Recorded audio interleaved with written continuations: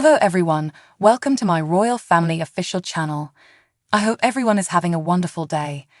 Before we begin, please hit the subscribe button and give this video a thumbs up. In an effort to commemorate 120 years of cordial ties, 32 members of the Republican Guard of the National Gendarmerie will march alongside Scots Guards on Monday. On Monday, Buckingham Palace will be guarded by French troops for the first time in its history. The action, which will see 32 troops from the Republican Guard of the National Gendarmerie parade with Scots Guards, is part of the royal residency's celebration of approximately 120 years of the Entente Cordiale. The drill, which honors the cordial ties between France and Britain, receives the approval of King Charles.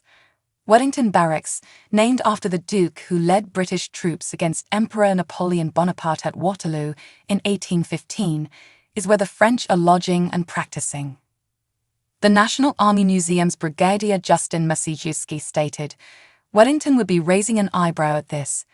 However, it demonstrates how our buddies can become allies and how former foes can transform with time." The Élysée Palace in Paris will be guarded by Coldstream Guards during the ceremony in London. The event's designer, Elticole James Shaw, stated to The Sun, "Wrightsworth would no doubt be pleased to see how strong the partnership is now. The French presence here is genuinely historic." The French Guards captain, Major Guillaume de Wilde, described his participation as a great honor. "It means so much to just shake hands with my British counterpart," he continued.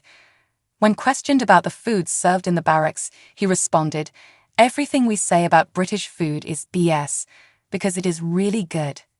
The Duke and Duchess of Edinburgh, Sir Patrick Sanders, the Chief of Staff of the Army, and Helene Duchesne, the French ambassador, will examine the Buckingham Palace Guard. The Grenadier Guards Band will then lead the troops in a march outside.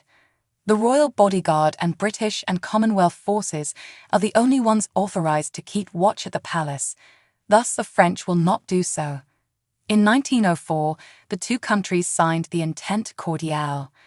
But on Monday, there will be constant reminders of the long-standing rivalry. After stealing them from the French Imperial Guard at Waterloo, the Foot Guards of Britain now don bearskin headgear.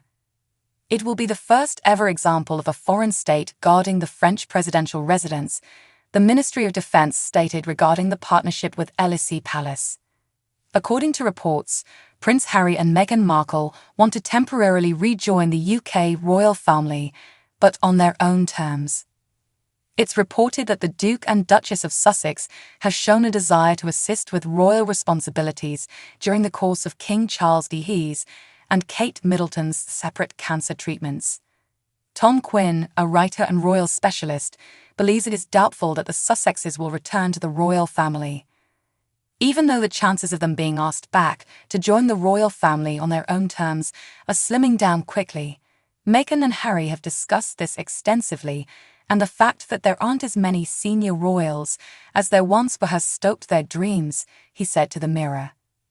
According to someone with knowledge of the palace, they are deluding themselves if they believe they will be invited back in any capacity. In February, the Post disclosed that Charles has been mulling over the prospect of temporarily bringing Harry back, even though the Duke is being kept out of the succession negotiations. However, it soon became clear that Prince William was purportedly blocking Harry's comeback to the royal family in an effort to keep his sick wife safe. In another article, royal analyst Richard Fitzwilliams suggested that the royal family's health issues would present the ideal chance to heal the royal split. He told The Sun, "This is a terrifying scenario, a major operation followed by cancer. One must hope there is as much positivity as possible. That is what she is spreading with the message that even in the most horrible and serious thing, sometimes opportunities come as well." Fitzwilliams continued, "This is also a chance to silence the trolls and the evil people spreading malicious rumors." The Post has contacted Sussex's representatives for a response.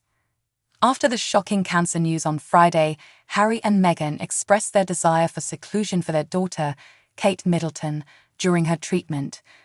The Duke and Duchess of Sussex released a statement saying, We wish health and healing for Kate and the family, and hope they are able to do so privately and in peace. It is said that after Middleton's declaration, Markle and Harry, who left the royal life in 2020 and rushed across the pond to Montecito, California, spoke privately with the Prince and Princess of Wales. Nevertheless, sources informed the Post that it seemed the Waleses deliberately tried to keep the Sussexes in the dark about their health issues. CHANGER of DA Game. Mr. Fitzwilliams asserted that everything is possible, even though Meghan might present a challenge to William and Harry getting back together. He emphasized the ways in which a family's disease might foster unity. Serious illness is the big changer. Despite everything that's happened, given the seriousness of the situation, anything can happen, the physician stated. William is under a lot of strain because his wife and father are both gravely ill, and he also has royal tasks to perform. Having a serious disease is a game changer. Everything alters drastically. Something can come up that takes us all by surprise. It is entirely feasible for you to host the entire Sussex family here. A reunion may occur. Next week, next month, next year, you could get something you never dreamed you'd get. MeGHN's last word. The expert ultimately recommended that Meghan would decide whether or not Archie and Lilibet travel to see their relatives on the other side of the ocean. Meghan has the say, the man asserted. Harry undoubtedly wants to come across as a highly committed family man who will always put his family first, similar to William. Meghan could never be made to attend if she did not want to. Without Meghan, it is quite improbable that Harry would bring the kids over. A chronology of the fight between Prince Harry and William, brothers at war. He allegedly told Harry to take it easy even though he knew he was already infatuated with her. One royal source claimed that the younger prince went mental after receiving the counsel, which appears to have not gone over well.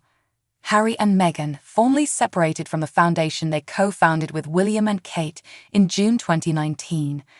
The Sussexes and Cambridges will split the Royal Foundation while they concentrate on their individual humanitarian endeavours. The Royal Foundation was founded in 2009 by Prince William and Prince Harry, and Kate joined 2 years later, when after their engagement was revealed. The trio would frequently show up together at functions, and the foundation achieved great success with initiatives like the Heads Together campaign and the Invictus Games for wounded veterans. The Royal Foundation stated both couples will continue to collaborate in the future, but the decision was reached after a study of its structure was completed. Harry and Meg were residing near Kate and Will's on the Kensington Palace property when they moved to Frogmore Cottage in Windsor prior to the birth of Archie. The action intensified rumours of a backlash even further. In his Harry and Meghan, An African Journey, ITV documentary, Harry, 39, made hints about his growing distance from his brother. It happened after Prince Philip referred to Meghan as the Dolio in reference to the American divorcee who persuaded Edward VII to abdicate, the Duchess of Windsor. According to a royal biographer, he also advised a late queen to exercise cautiousness with Harry's future spouse. In her latest book, My Mother and I, Ingrid Seward disclosed that Prince Philip found Meghan's resemblance to the Duchess of Windsor to be uncanny. Harry and Meghan gave their shocking interview with Oprah Winfrey in 2021, during which Harry claimed that his father had financially cut him off. After that, Harry quickly returned to the UK to assist William in dedicating a statue to their mother, Princess Diana, on Kensington Palace grounds. However, rumours circulated that William refused to go to the memorial because of their ongoing disagreement. Before their grandmother, the Queen, passed away in 2022, rumours circulated that Kate was the peacemaker between the brothers. Harry said that his brother knocked him to the floor during a fight over Meghan last year. Harry said in his book Spare that William called Meghan difficult and rude after a dispute. William allegedly knocked me to the floor, ripped my necklace, and grabbed me by the collar, according to Harry. He claimed that after the 2019 fight in Nottingham Cottage, which is located on the grounds of Kensington Palace, where he was residing at the time, he was left with a noticeable injury to his back. Harry took a plane to be with Charles in January of this year, following the unexpected cancer diagnosis of the king. The next day, Harry took a plane back to the United States without seeing Wills. That would imply that there was discord in the union. That is not even close to being possible. It follows on Friday, March 22, when Princess Kate made a heartfelt declaration to the public about her cancer shock. She declared that she is getting stronger every day and decided against disclosing the truth right away in order to shield her kids from rumors that went viral. Additionally, a royal specialist asserted that the mother of three withheld the information from Harry and Meghan in advance because they cannot be trusted. The Duke and Duchess learned of the diagnosis along with the rest of the world, an insider informed the New York Post. The instructor said they had no idea and only learned of the news around the same time the rest of the world found out.